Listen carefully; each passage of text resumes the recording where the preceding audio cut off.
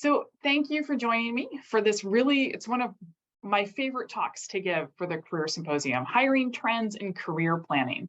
Every year I look forward to this talk to kind of recenter myself on what is happening around the world of career planning, and also what's happening in each one of the typical sectors that most of us think about going into in their current hiring trends. So we go and we gather lots of data, and we really kind of hope that this gives you a better view of what is happening around the world. So these slides are already in Whova, so please feel free to download them. They're just always already in the Whova app. And I did forget to mention, my name is Lori Conlon. For those of you who don't know me, I'm the Deputy Director of the Office of Intramural Training and Education, and I've been planning the Career Symposium here for 15 years. And I'm really thrilled this year to start handing it off to the next group in my office to kind of think about where to take this in the future. So you will be getting an evaluation for attending the Career Symposium, so let us know what you'd like to see in the future. So again, the Career Symposium Whova app is really phenomenal. You can connect with the different speakers through the messaging app here. Remember that emails are hidden both for you, the participants, and also for the speakers as a way to protect both of your privacy, but you can message people directly through the Whova app. The Whova app will stay up for 3 months, so it'll still be active for 3 months after the fact.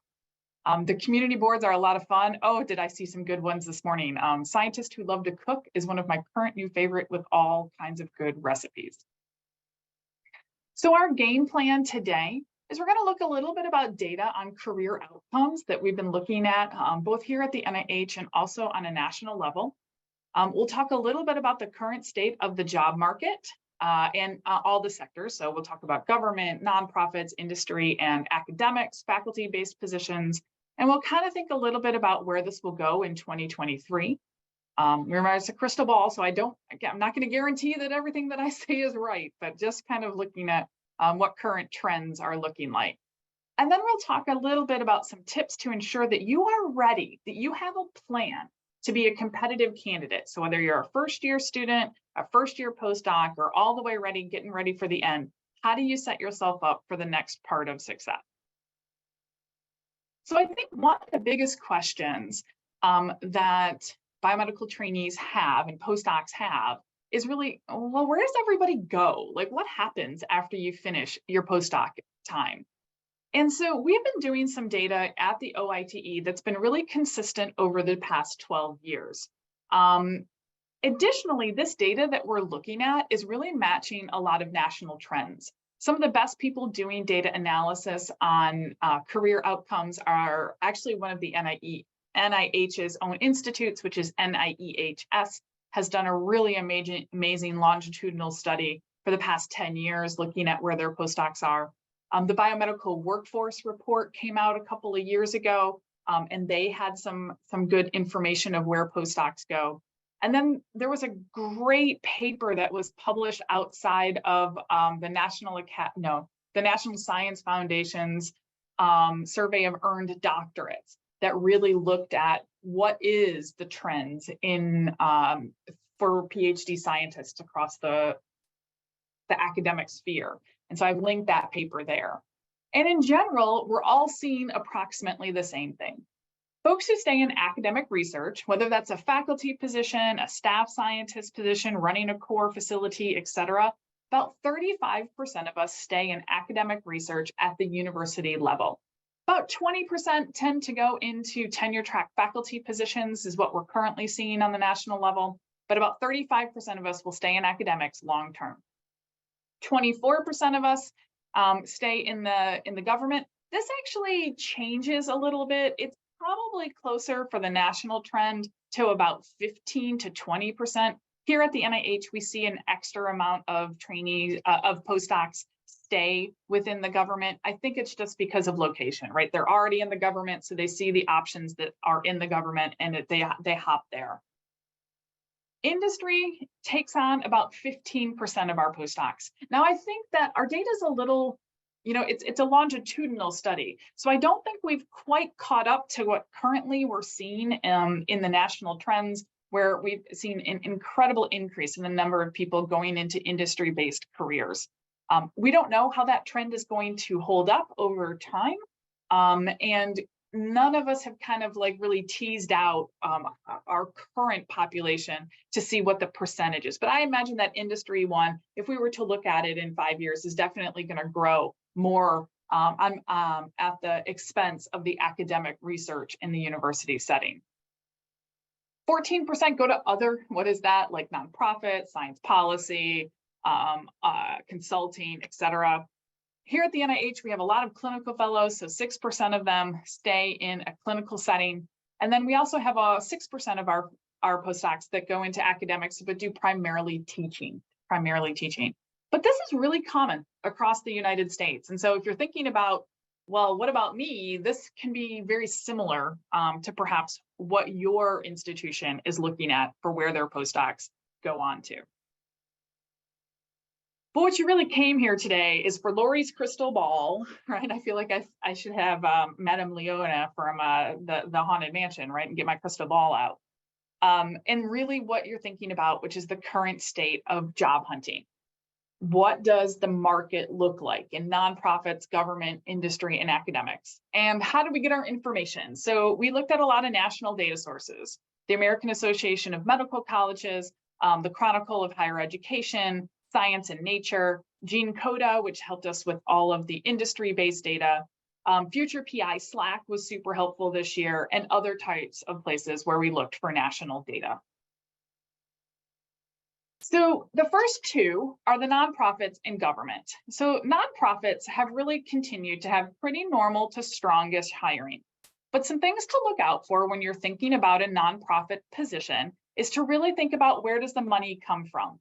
That will really influence their long-term hiring. So does the money come from memberships, from events like national meetings, philanthropy, and investments? So why do I care if I'm thinking about nonprofits, where the money comes from? Well, in a recession, people are likely going to stop paying for their memberships. So all of a sudden, nonprofits will have a hard time bringing in money, or also philanthropy tends to go down during a recession. During COVID, when nobody could have an annual meeting, that is a very large moneymaker for most of our nonprofits, like the Society for Neuroscience, the National Postdoc Association, all those types of places. Their annual meetings bring in a lot of revenue that keep the organization going for the entire year. So when they had to shut down their meetings, it really hurt their bottom line. They also a lot of the money can also come from investments. So if the market is great, nonprofits are doing great. If the market's not so great, nonprofits tend to hold back a little bit more.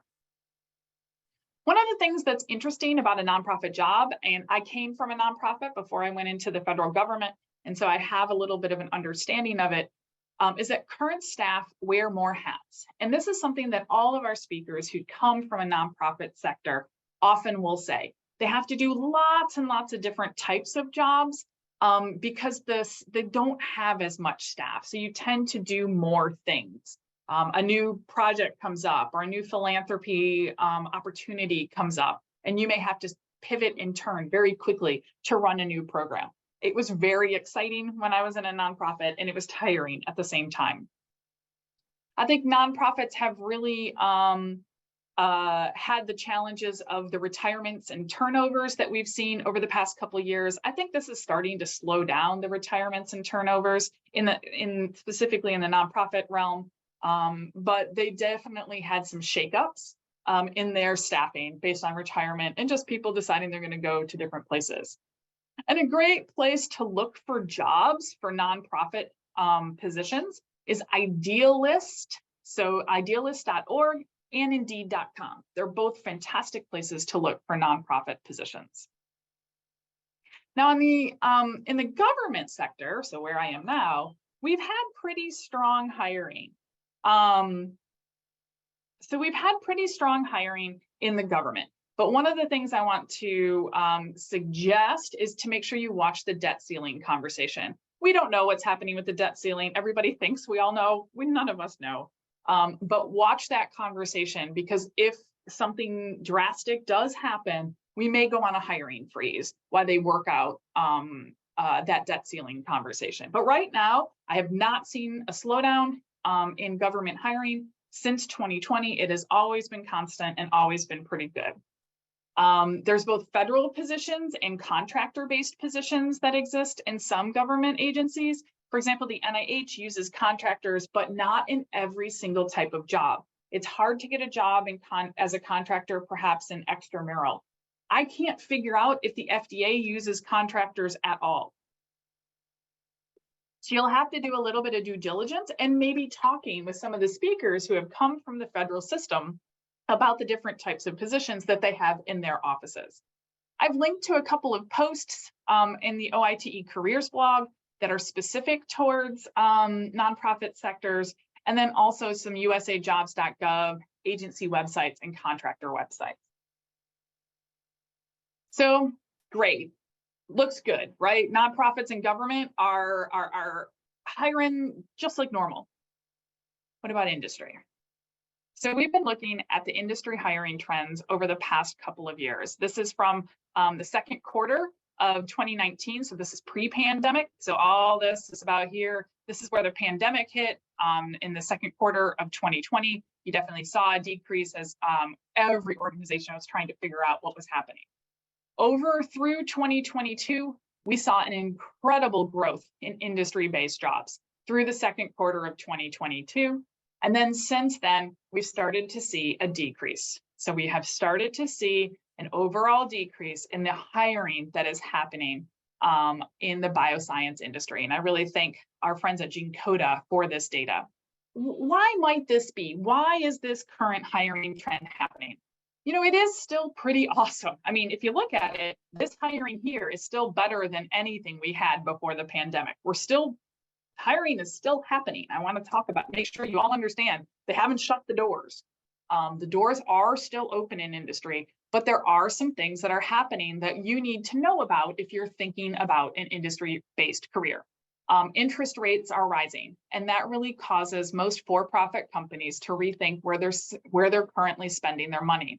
That whole volatility that's happening in financial markets and that continued news of an anticipated recession with the interest rates, it really does cause industry to take a quick little pause and make sure they're all sitting in the right spot. We're starting to see some scattered industry layoffs. I know everyone's been hearing about layoffs, especially in the tech industry, right? You know, the metaverse just shut down, or MTV News closed down today, right? So you're hearing all these scattered industry layoffs. In the biosciences, it hasn't been quite as bad as in the tech sector, but we don't know. Our crystal ball's a little foggy for what's going to happen as we move into the next step. Some things that we're seeing out of Fierce from some of the national news articles around what's happening in industry is that some smaller companies are finding it more difficult to raise the funding, right? Again, that volatility in the financial markets makes it a little bit harder for companies to find that money. Mergers and acquisitions and IPO, initial public offering activity, have slowed down over the past 6 months to a year. They were going like mad in 2021 and 2022, and they just have started to contract. And then we also are seeing larger companies are looking to trim up their development portfolios. You can look at some of the recent news around what, for example, Novartis and Takeda have done. So just go Google and see what Novartis and Takeda are doing. But there's some recent examples of how they're trying to trim their development portfolios. Some of them are also looking to either stop projects or out-license projects. It doesn't mean internally that folks will get fired. It means, though, you might be shifted around on projects and be able to do something brand new, which can be really exciting within the industry. I want to point out, and I want to stress one more time, there are still an amazing number of jobs in industry. And please don't shy away from this amazing sector as an option for you. But they're just a little bit different than it was at the height of hiring in 2022. We still know that the hot geographies in the United States are the Boston, the Bay Area, followed by Maryland, RTP, which is Research Triangle Park in North Carolina, New York and New Jersey, San Diego, Orange County, so that's Los Angeles area, and Seattle. We know all of those are still hiring. And we're seeing an increase in Houston and Austin in Texas as an up and coming space where things have gotten a little bit better. There are definitely geographies in the United States where there are more activity in the bioscience industry than there are in other places. Some places just don't have a ton, and so you may have to move in order to find that particular position. We looked also at what the current hot topics are, where the hiring is the greatest, and it still is in oncology and immuno-oncology and in immunology. So that's probably still our highest one that we have. Infectious diseases are also incredibly hot at the moment. Vaccines, can understand why. Gene therapy and cell therapy, neurodegenerative diseases are becoming quite hot, and ophthalmology, particularly macular degeneration. And the new hot one is weight loss drugs. Just look at what's happening in the news with the drug, for example, Ozempic. I really recommend, if you're thinking about an industry-based job, that you start paying attention to all the ads and news articles that you normally start tuning out. So when you're listening to the radio or the TV, looking at social media or even print advertising, what are they advertising for? What's the hot things, like what are all they working on? So for a great example of that is, if you're watching TV nowadays, and even in my social media feeds, treatments for RA, rheumatoid arthritis are hot. And so that's where companies are currently spending some money, is where you can see TVs and social media, et cetera. Industry compensation since 2019, nationally, salaries have been up about 5 to 10%. It's actually increasing even a little bit more because of inflation. We've seen these ends go up a little bit more even over the past year.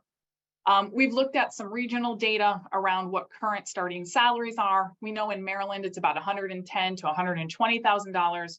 In Boston, it's a little bit higher, about $115,000 to $125,000. The reason Boston is higher is actually really different.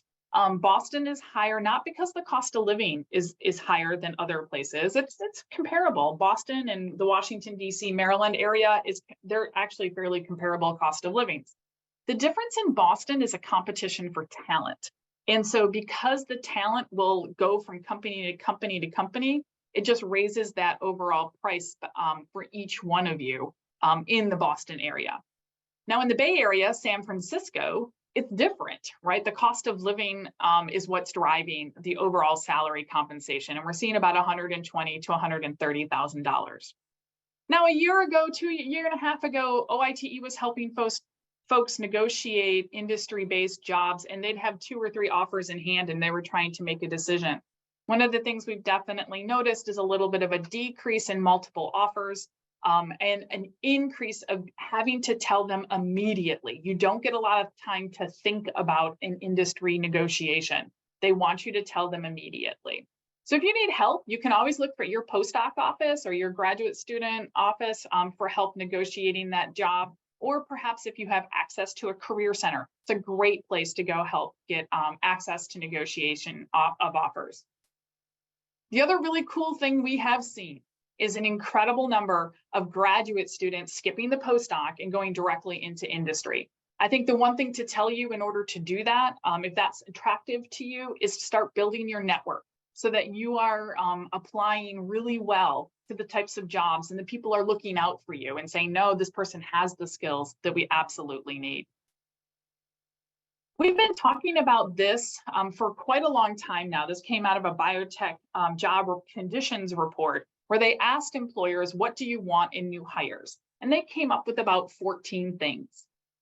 In 2020, 2021, during the pandemic, when I talked to all of our speakers, they all wanted me to add making sure that autonomy, that you can work independently, was added to this list. It's something that's become much more attractive to employers as we've gone through. So one of the things I would highly recommend if you're thinking about an industry-based job is to take each one of these now 15 things, and how would you prove that in an interview?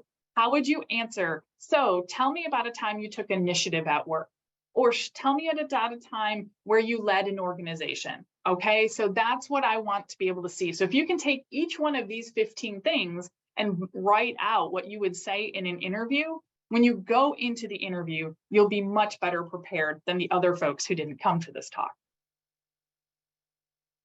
If you're looking for where industry posts their positions, it's definitely on their company websites. LinkedIn has been really popular, and I'll talk a little bit about recruiters at the very, very end. Glassdoor, Indeed.com, they amazingly scrape jobs from everywhere. So it seems to be that's the biggest collator of positions that I've ever seen. Simply Hired, Biopharma Guy, and Lab Biotech, that is specifically for Europe. And networking and informational interviews are huge for industry-based jobs. And we're going to get into networking towards the end of the talk. This is just a friendly reminder of 2 talks that we have on the OITE YouTube page about understanding the types of companies and how companies are kind of put together, and also an overview of industry positions and how to create your CV, how to change your CV if you're thinking about an R&D position versus a program management position, or an MSL position, et cetera. So how do you change your CV based on the type of positions that you're going to? Okay, so remember, lots of industry jobs out there. Don't be scared, but know the data that's out there. Now, for my next foray, I want to talk about academic faculty hiring. I would say that non-faculty hiring, so like core directors, postdoc offices, et cetera, they've been pretty constant throughout this entire time, and I don't see a big change. It's very similar to what you would have seen at the nonprofit and the government. But faculty hiring is very different.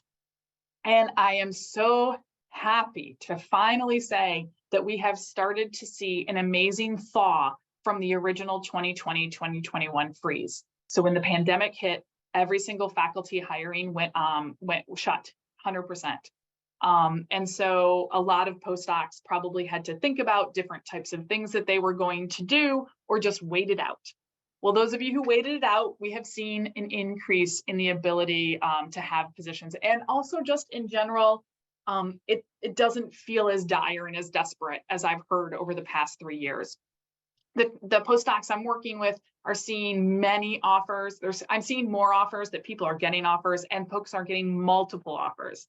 Not everyone, not everyone's getting the positions. It's still very, very competitive. And I think the people who do the best in academic faculty hiring are folks who are really, really conscious about their academic package, making sure lots of people are reading that it really fits towards the schools that they're applying to, that they're not just having people read their package who are within their field, folks who really are taking a long time. We always hear, well, if you don't have a K99 or a cell science and nature paper, you're never going to get a faculty job.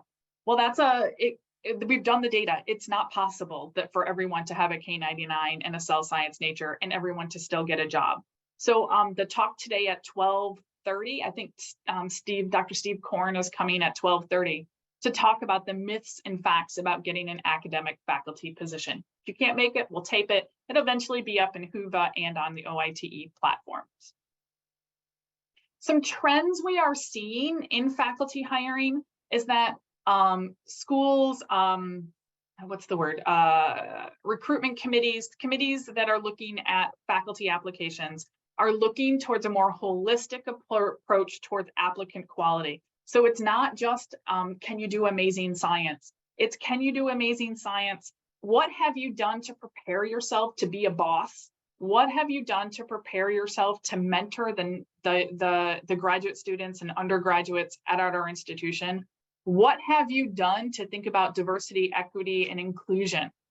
So we really think that the people who are doing the best are the ones who are really working on not just their research statement, but also how their teaching statement really floats their philosophy, and their DEIA statement really floats who they are and how they are committed to diversity.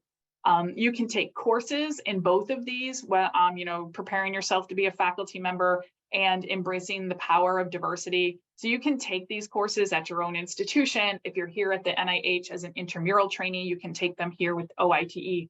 But we definitely see that folks who are committed to that holistic approach are doing better in the faculty hiring. And it doesn't matter where. It doesn't matter if it's at the top tier of R1 or the small liberal arts colleges, that holistic approach has been pretty consistent across the sector. Another interesting thing we've seen happen with faculty hiring is some time pressure to close that deal, particularly at the undergraduate institutions, the primarily liberal arts colleges. They are asking you to make a decision very, very quickly. Additionally, those the liberal arts and the primarily undergraduate institutions have shifted their timeline, where their timeline really is they're making offers in November and December before everybody else gets you, so to speak. And so you may have to make a decision before you really feel like you're ready to make a decision. And there's nothing we can do about it. You either have to make the decision or take the risk. And we've asked all the new faculty that we've been hanging out with over the past couple of days, what would they like you to do before you come? And they're definitely telling us that you should learn some management skills, be prepared to be that boss, learn mentoring skills. How do you deal with how different people learn? How do you understand the imposter phenomenon? How do you understand how a first generation scientist gets into the system and thrives? Some emotional intelligence would be very helpful. So understanding how your emotions influence the workplace environment and how other people's emotions influence the workplace environment. So start doing that now. It's something we all tend to put on the back burner. Yeah, it's fine, right? But if I just do good science, I'll get a great job. Not anymore. We're seeing that you need this more holistic approach. So if you're thinking about navigating the faculty market, really understand the breadth of the universities and the colleges that are out there and be open to lots of opportunities. You may have to not pick your favorite geographical area, but perhaps there is the best opportunity for you there. We do know that geography has become complicated in the world right now. It's not easy for all of us to think about maybe going to a place where you don't feel welcome and you don't feel like that's the best place for you to raise yourself and your family. But there are opportunities in lots of different places, so make sure to broaden your horizons perhaps a little bit. You need to understand how and when to apply. This is the one that throws me for a loop every single time. That folks don't understand the system, right? It's like that the faculty jobs will open usually around August, September. You'll apply through the fall, interview towards the winter, and then accept that position towards the spring. So if you're looking for positions right now and you don't see a ton because it is May, that's normal. They won't start posting their positions towards the late of summer. You also need to know how to apply. What are the different documents that are important? So the research statement, how do you write that? The diversity statement, the teaching philosophy, your CV, how do you write those, particularly for the audience that you're going to? So if it's an American audience, you know, your CV doesn't need to have any skills on it, and it doesn't need to have your picture and your birth date. But if you're going across the pond, you do need to have those things. So making sure you know what that goes into that based on where you're applying. Write quality applications. You keep hearing me say that, and you keep hearing me say, have lots of people read it. These two quotes came from last year's speakers, and I thought that they were still applicable. Where hiring committees are really small, and they're looking through a lot of materials for each particular person. So keep it simple and make it clear that you're applying for that job, not just any job, and make it so it's easy for them to read. Write a large pool response to the job ads, but only 10 to 15 make it up to the top, maybe 20. Then they bring 4 in for campus interviews, and then they rank those. So make it easy for them to figure out how you're going to fit into that department. Some good resources there at the UCSF Academic Career Readiness Assessment. And I think one of the biggest things about navigating the faculty market, actually any job market, is understanding how important it is for you to have the resilience, because it's a long process that takes it out of you. You kind of feels like it sucks it from you, right?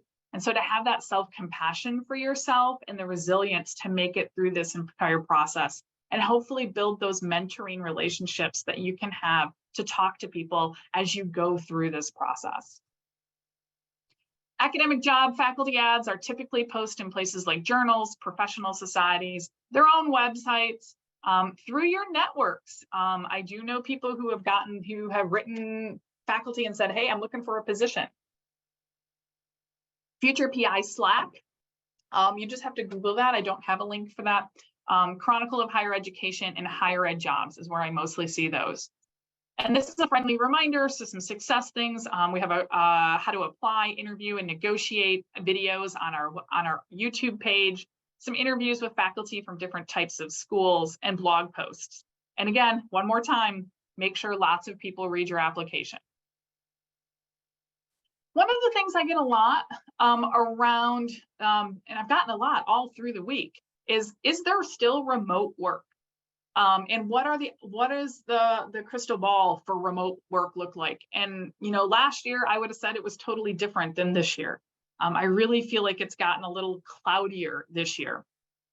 Remote work 100% depends on the job duties. So some people have seen an increase of remote works, communication positions, medical science liaison, science policy, some grants type of things, the USPTO, et cetera, have seen an increase of remote work.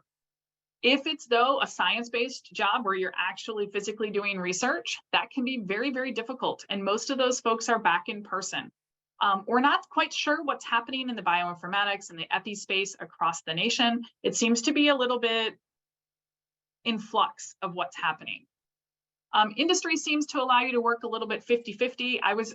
Interestingly, though, as we were going through the past couple of days with the industry speakers, I kept looking to see if they were in the office or if they were at home, and it was about 50-50 from my quick little poll of the speakers that came over the past 2 days. And I want to make sure that you know that you're reading the news of moving back to an in-person world. There's a lot of conversations around this in boardrooms, so to speak.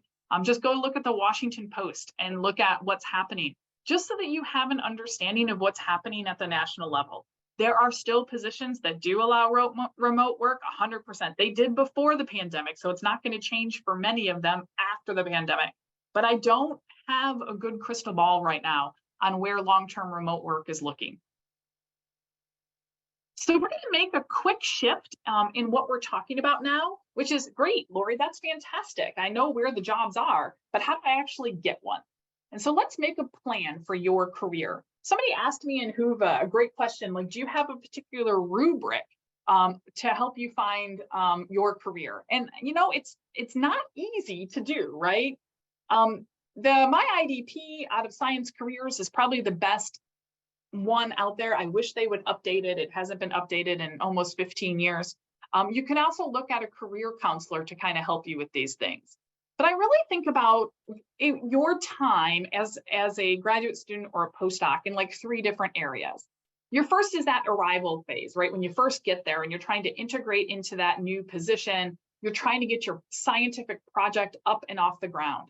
Your job at this particular time scale is making sure that you explore the career paths that are out there so you can start really making a plan. You can work with a career counselor to do this, or you can do it on your own using a lot of the online tools that are available. The arrival phase lasts about a year, maybe 2 years, depends on how you see it. That working phase is that second part of your phase of when your scientific project is growing and things are going. This is the time where you start building your skills to make you a competitive person for whatever job you've chosen. So maybe you want to be a faculty position, you want to get a faculty job, great. So in this time period, you start writing grants, mentoring undergrads, taking the teaching pedagogy courses, making sure you're taking your DEIA courses so that you really show your commitment and build who you are around your commitment to diversity. If you're thinking about an industry job, you're taking courses perhaps and understanding how a drug gets to market. You want to go into tech transfer, you're getting volunteer experience. All those kind of things can come in this, what makes you competitive for a position. And then the last part of this is when you're getting ready to walk out the door and it's time to apply for jobs. I think what happens for most of us is we avoid the first two. We avoid exploring career paths. We avoid thinking about what's going to make us a competitive applicant. And we think that as long as we do good science, we're just going to apply for a job and get it. The problem is you might be able to, but you're competing with other folks who are in the pool who have really put some more time into this. So I always recommend that first year postdocs, first year graduate students sit down with either a career counselor, your graduate advisor, not necessarily your boss, but like somebody else, or the postdoc office, and say, okay, how do I map out my entire time while I'm here? And what do I need to do now? And what do I need to do in the middle? And what do I need to do at the end?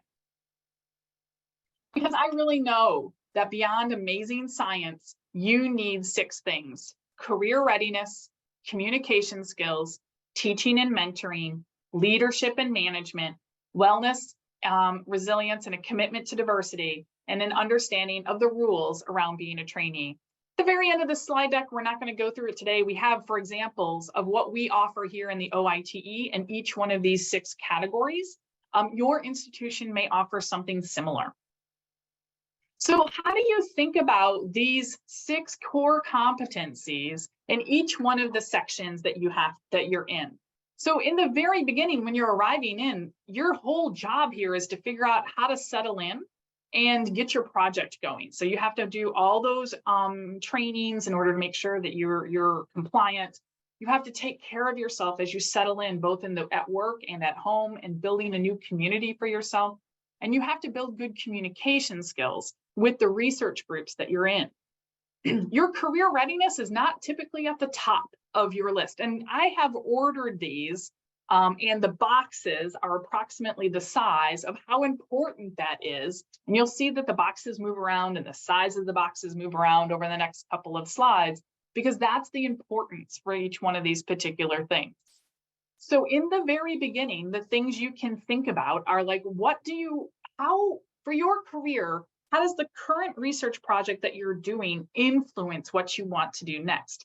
You want to go into an industry-based job? Should you find a research group that allows you to collaborate with the industry? You should meet with a career counselor or an advisor at this particular step to think about your plan over the next X number of years you're going to be in that position. Really mapping it out so that you don't forget and drop things through. But your career readiness when you arrive at a place is probably the last thing you're concerned about. Yeah, you're concerned, but it's not as important as building a community. In this middle phase, while you are kind of thinking about the next step, this is where you get all those career skills that make you a competitive candidate. And that's stuff like wellness. It's always with us, that wellness and resilience. So navigating the feedback, building your community, right? Your boss gives you a piece of feedback, and how do you take that and how do you grow with that? Your communication skills really are working with others and writing and presentation skills. You should start really thinking about your leadership and your management at this working phase. Really thinking about how do you manage workplace interactions, taking coursework and how to navigate conflict and other things like that. My other biggest thing I recommend at this working phase is joining a couple of, at least one committee, whether that's the Graduate Student Council, the Postdoc Association, something from your professional society, joining a committee and doing a little committee work. Teaching and mentoring, this is also where you start learning how to supervise the next just learn how to supervise. So you could be mentoring a younger trainee. So whether if you're a postdoc mentoring a graduate student, or an undergrad, or a graduate student mentoring a graduate, undergraduate, whatever that is, you should be looking for multiple mentors. And we have, Sharon talked a lot about that yesterday. And also building up your pedagogy if that's something that's going to be important as you move to the next phase of your career. Your career readiness, this starts to grow. Box is a lot bigger here. It's still not necessarily your top thing that you're doing, because everything you're doing in each one of these other core competencies is helping to prepare you to be a competitive candidate. So getting all those experiences that make you attractive to a potential employer. And I think the biggest thing you do at this phase is make sure you network. Every time you go to a scientific conference, you start talking to people about their jobs and who you are and what you're thinking about next. And your rules and ethics starts to decrease because it's just those annual trainings you might have to do. Now that leaving phase hits and you're ready to hit the door, you see career readiness is right out at the top. You need to move on to that next stage. You need to increase your networking, understand what the application packages look like, and manage your transition to that new position. Wellness is still just as big. When my husband and I were finishing our postdocs and moving on to our first job, it literally was the hardest time of my life. Not only that, I had a 1-year-old at the time, so I was a new mom. My stress management was through the roof. It was really hard, right? And so finding those wellness and resilience tools to make sure that you can navigate getting all your research done while you're actually, trying to find a job at the same time. This is the time where you're starting to writing and present your work. And your leadership and management is now you're really starting to take courses to prepare to be that boss. The job search process it's not rocket science, right? I think the biggest thing though is the networking component and the informational interview. So we're going to spend a little bit of more time on that. But the process really goes from networking to informational interviews to preparing your job applications, interviewing, negotiating, and transitioning into that new position, with networking being a huge thing. And it's so interesting. Networking, I feel like, gets a really bad rap. It's not hard. And it's something that people feels really false and really icky. But I think networking is more like a data collection project. It is, if you think about networking like that, what data do you need to collect to make a decision? And we're not going to use the chat function today. This is for a different talk. But what kinds of information would you need to gather? Like, what is that job like? How much what's a typical starting salary for that type of position, et cetera. Some people use Excel to keep up with all their data collection. So it really looks like science, so to speak, because you're actually using a spreadsheet. And you just need a seed crystal. You need one person to start talking to start getting it going and building your network. So start that seed crystal with somebody you know. Somebody maybe who graduated from the same lab or research group that you're in. We have a video down there on more on networking if you're so inclined. But networking really is informational interviewing. And here's the protocol, right? So it's a data collection project, and here's the protocol on how you do that. The first is you're going to ask people about their present. What is their current job? What is their current job? Where is it? What's their title, etc. One of the hardest questions here is you really want to know, what do you do?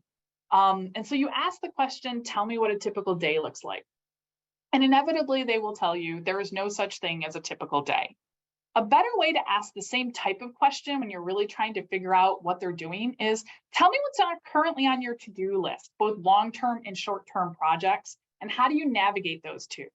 Boy, is that a great question. And when people ask me that, I look over here at my board that's next to me. I'm like, oh, I've got things that are doing with people management, website management, policies, contracts, writing, right? So you can kind of understand what the different types of things that person does on a day-to-day basis.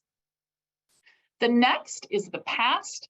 How did they get into that field? And I think more importantly is, who did they network with? Because we all tell you networking is important. So ask them, how did they network into their position?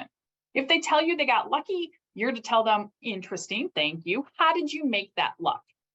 Because lucky is planned happenstance, actually.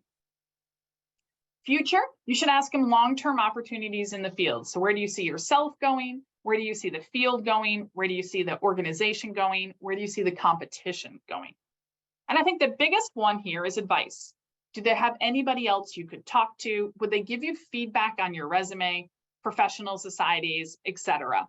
You can often set one of these up by email. So just email someone, say, hey, I'd like to talk to you. You can do it through the messaging app for perhaps a speaker that you didn't get a chance to talk to, and then set up usually a Zoom call. And the one thing we've noticed post-pandemic is that these are much easier to do. People are much more able to do them. They're because of Zoom, and you ask for 10 to 15, 15 to 30 minutes. People can find that time for you. So I'm finding much more success for our postdocs who are thinking about doing informational interviewing. Now, applying for positions, most of you will use the network. We think about 90% of jobs are actually probably gotten through networking. You're asking people, do you know of potential openings? It taps that underground job network, and it also lets them know that you're applying. I have a networking colleague that I haven't talked to in a decade, and he recently connected back up with me, and he keeps and he let me know that he's looking to move back to the United States, and could I keep an eye open for jobs? So I just sent him a job opening this morning, right? So never fear of rekindling a networking contact, even if you haven't talked to them for a long time. They're never going to tell you, I have no idea who you are, right? They're going to say, oh, sure, I remember you, as they go and LinkedIn you over here. And they'll help. It is the human nature to help. About 20% of jobs are gotten through online applications. Here's the thing though, you're gonna have to fill out that online form, even if you are networking. You just have to do it. But make sure you let them know if somebody referred you, because that person can get a referral bonus if you get hired on. It might ask you for your salary. You have to put something in. This is where your network really helps to say, what's a typical starting salary for this types of positions? Career fairs, only about 1% of people get a job out of a career fair. Interesting though, last year for this career symposium, I know many people that got hired out of the career symposium because they followed up with a speaker. So the crummy career fairs in general are a great place to find companies you're interested in, but kind of a crummy place to actually get a job. And then there's recruiters. Recruiters are this interesting component. I think you need to understand what a recruiter actually does. They're not necessarily working for you, not at your level. Once you get further on and executive recruiting starts to come into play, they are working for you and they really are trying to help find you a position. But the general amount of recruiters that you're seeing on things like LinkedIn, they work for the company and they tend to put up like 5 or 6 candidates for one particular job. And they're just happy if one of the 5 or 6 of you get hired, not if you get hired. So just be very, very eye-open of what a recruiter actually does. They're helpful. You should use them. They're a tool in your toolkit, but they're not the end-all be-all of getting you a job. There's a lot of information on preparing documents. I've linked the resume and CV and cover letter guides here at those 2 links, and also the interviews, how to do an interview. This is so hard. It's a really tough time of your life. Each application has to match the job ad. And you still have a day-to-day job, right? You're still trying to get your research done. It also seems really disheartening. You feel like you never get anything back from those organizations. And when you submit an online application, it feels like you just sent it to the black hole of doom. Additionally, for some of us, it might be the first time you've actually applied for a real job. You went from high school to undergraduate, that made sense. You went from undergraduate to grad school, that made sense. You went from graduate school to postdoc, that made sense. And now this is brand new. So we have some great videos on this, resilience in the job search, and also the psychology of career decision-making. Very interesting talks for you. Take care of yourself as you go through this. Join our Becoming a Resilient Scientist series, our monthly mental health webinars. And if you are an NIH intramural trainee, make sure you're keeping up with us on all the things that we do around wellness and resilience. I know some of you are international applicants. You really need to understand the process. You need to understand what are the different paths. What is a CAP limited visa versus a CAP subject visa? You need to understand what the timelines are when applications can come through. There are some informations at the U.S. Citizenship and Immigration Services, but I highly recommend you reach out to the visa office that you are currently at. So here at the NIH, Division of International Services, or a good attorney. myvisajobs.com is the one place that I have seen that really talks about what companies are hiring H-1B visas. I think it's a great website. I think it's also very interesting to see how many postdocs are in that group. So if you want to know, does a particular organization hire H-1Bs, you can look at myvisajobs.com. All right, my top 10 tips. Start early. Average job search takes 6 to 9 months. Network, tailor your documents, be a perfectionist, but not a perfectionist about where you apply or how much of the job ad you have. Always follow up with a thank you note. Have an online presence, especially if you're thinking about anything that is non-faculty. Exude professional confidence. Don't take rejections too personally, and do something small every day. Job search paralysis, it's a real thing. So your homework is to message and email a speaker and continue the conversation. Perhaps you missed their talk, so say, I missed your session, I'd like to connect. If they don't connect with you, feel free to connect with them 1 to 2 weeks later to remind them. Just want to plug our afternoon thing at 3 o'clock. If you're thinking about postdocs, we're recruiting here at the NIH. We'll have about 100 faculty here this afternoon. If you like this kind of talk, we do this all the time. So this is what our postdocs here in the intramural program get full access to. So come join us. All right, some other resources here, just as we kind of go through, and I have probably 4 minutes for questions. All right. Great, so all the slides are available on Whova. So this, if you can go hop into Whova, you can get all those links for all those things. Seems like more and more people are looking for a job in industry. What can be done to attract more people to academia? I'll be interested to see how this kind of plays out over the years. I think the people who are still interested in academics are finding the success. I'm not sure we need to attract more people to academics. I think the people who want the academic jobs are getting the academic jobs. The people who want industry jobs should go get an industry jobs. I don't think right now academics is having, I mean, besides postdocs, we're having a dearth of postdocs, but faculty appointments we're doing okay on. Oh, what about salaries at other places, like perhaps New Jersey? I recommend going to Glassdoor. Go look at glassdoor.com. It's not perfect. It's kind of like Yelp, where only the angry people go in, but it is a decent place to start looking at things.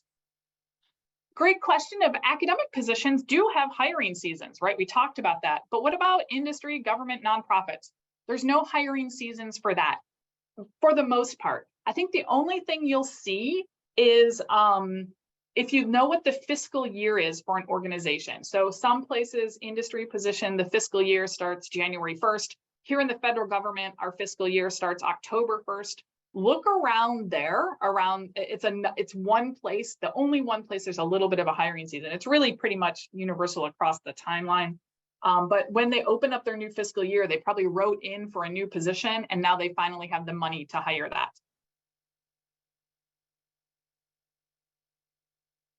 All right.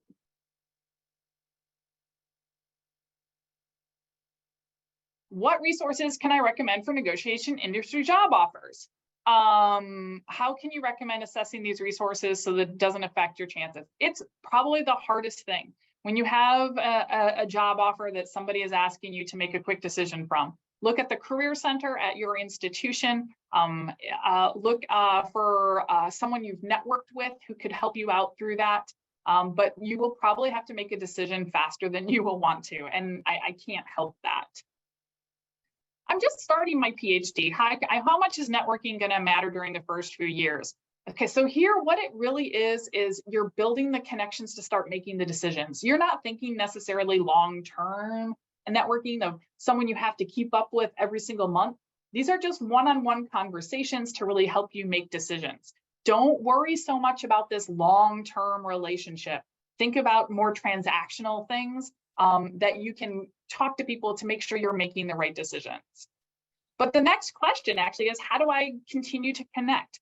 Not every networking contact that you make is a big deal contact. Some of them are small deals. So some of them you're going to keep up with long-term. Some of them you may not email again for 10 years. It's okay. Don't worry so much about it. Just for the ones that you're really interested in, send them an article that you think is of interest, send them, hey, I was thinking of you, all of those kind of work. Okay, so I know that there's a lot more questions in here. There's one about salaries you can expect for a PI position in academia. That's a great question because if it's a state school, like the University of Maryland, Michigan State, et cetera, it's all public data. And so you can Google all of those things. Okay, so I know that I've given a lot of advice today. I know that this seems like an overwhelming thing. You all can do it. It's amazing. You can get these jobs. The positions are out there. Use your network, use your mentors, and create the best job applications you can. I know there's more questions here. I'll pull all of these out, and later on this week, maybe this weekend when I'm watching TV, I'll answer all of these and I'll post all of them online. I know I didn't have time to get all of your questions answered, and I do apologize. But I want you to have a couple of minutes to take a break. Our next session that comes right after this is on navigating transition. So can I go to industry and go back and become a faculty member? Yes. Can I go and become a faculty member and move into industry? Yes. Can I go and switch my science? All those kinds of things. Okay, so look for all of those in the next session that starts at 11:30 Eastern. I enjoyed hanging out with all of you. I'll get to your questions. I'll write them all up and post them in Whova by the end of the weekend, okay? Bye, everybody.